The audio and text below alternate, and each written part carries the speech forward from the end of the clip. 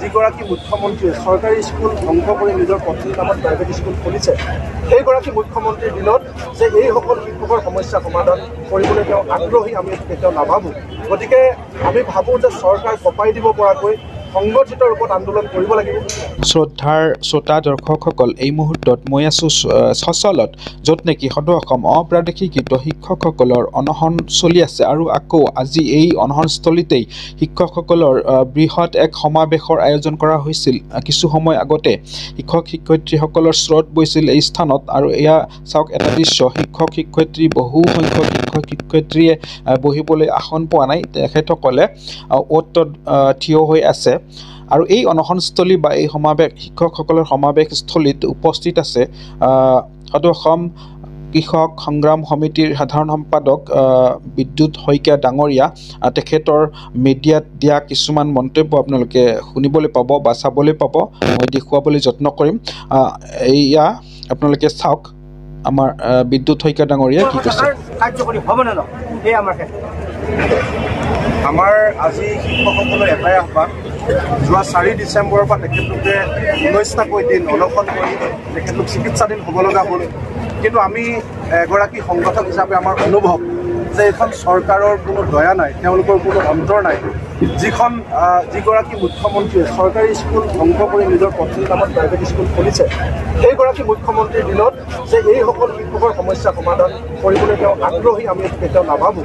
গতিকে আমি ভাবোঁ যে চৰকাৰ কঁপাই দিব পৰাকৈ সংগঠিত ৰূপত আন্দোলন কৰিব লাগিব। আৰু আমি এনে আন্দোলন কৰিব লাগিব যি আন্দোলনৰ জৰিয়তে যাতে আমি অধিকাৰ তেওঁলোকৰ পৰা আঁতৰি আনিব পাৰোঁ। গতিকে তাৰ কাৰণে সকলো সংকল্পবদ্ধ হ'বৰ কাৰণে আমি আহ্বান জনাইছোঁ। কাৰণ অনশন কৰি মৃত্যু হ'লেও আমি নাভাবোঁ যে হিমন্ত বিশ্ব শৰ্মা চৰকাৰে সমবেদনা জনোৱাই তেওঁলোকে সেই অন্ততঃ ভদ্ৰতাখন সহমৰ্মিতাখন দেখুৱাব আমি নাভাবোঁ। গতিকে তেওঁলোকৰ এই বুকু কঁপাই যাব পৰাকৈ যাতে আজিৰ দিনটোৰ পৰা সংগঠিত ৰূপত আন্দোলন হয় আৰু আমি সম্পূৰ্ণ তেওঁলোকৰ লগত থাকিম, এই আহ্বান জনাবৰ কাৰণে ইয়াত আমি শইকীয়া ডাঙৰীয়াৰ ভাষ্য নিশ্চয় শুনিলে আপোনালোকে। একচুৱেলি তেখেতে আহ্বান জনাইছে, অনুৰোধ জনাইছে যে এনেধৰণৰ অনশন কৰিলেও চৰকাৰৰ মন নগ'লে, গতিকে জোৰদাৰ আন্দোলনৰ দৰকাৰ আছে আৰু তেখেতেও পূৰ্ণ সহযোগিতা আগবঢ়াব এই আন্দোলনত। আৰু এক দৃশ্য চাওক, এয়া পুলিচ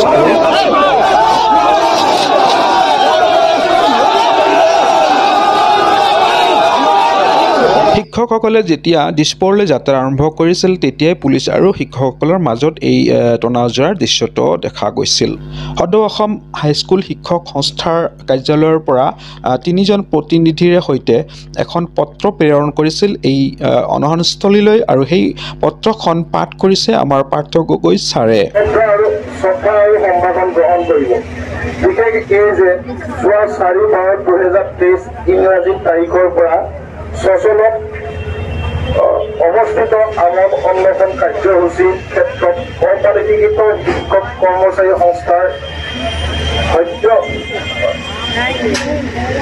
সত্যৰ দাবী প্ৰাদেশিকৰণৰ দাবীত আমন অনশন আন্দোলনৰ কাৰ্যসূচী লোৱাৰ পিছত চৰকাৰীভাৱে যিমান গুৰুত্ব আৰোপ কৰিব লাগিছিল সিমান গুৰুত্ব আৰোপ পৰিলক্ষিত হোৱা নাই। সেয়েহে অসম হাইস্কুল শিক্ষক সংস্থাই অহা 24 বৰ্ষৰ জানুৱাৰী মাহৰ শেষৰ ফালে বিদ্যালয় প্ৰাদেশিকৰণৰ দাবীত তীব্ৰ আন্দোলনৰ কাৰ্যসূচী গ্ৰহণ কৰা হ'ব।